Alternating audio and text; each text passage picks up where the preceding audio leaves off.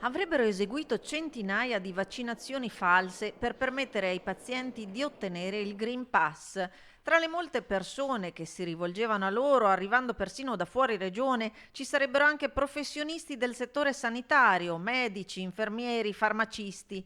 Per ottenere la falsa attestazione di rilascio vaccinale venivano corrisposte somme di denaro o regali come vini di pregio, un sistema che ha portato all'arresto di una dottoressa, medico di base con studio a Vicenza, del compagno che si occupava del supporto informatico registrando i nominativi dei soggetti falsamente vaccinati sul portale dell'ULSS e di un secondo medico. I tre sono i domiciliari.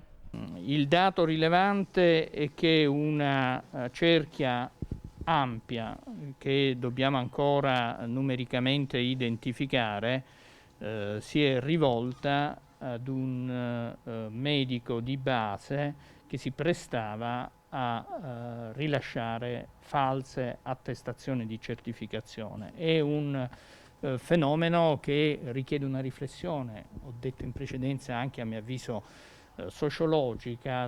Le indagini sono state avviate a dicembre in seguito alla segnalazione dell'ULSS 8 per l'elevato e anomalo numero di vaccinazioni anti-Covid eseguite dall'ambulatorio vicentino, rivolte a centinaia di persone che non rientravano però tra i pazienti in carico allo studio medico. Fondamentali nelle indagini le intercettazioni telefoniche in cui sarebbe emerso il termine in codice di ozonoterapia per indicare la finta vaccinazione.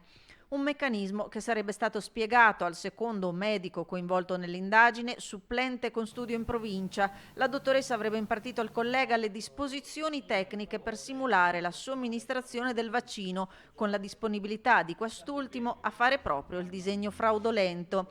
Indagate altre 14 persone, presunte destinatarie delle false certificazioni, disposto il sequestro preventivo di 25.000 euro come ipotetico profitto dell'operazione criminosa.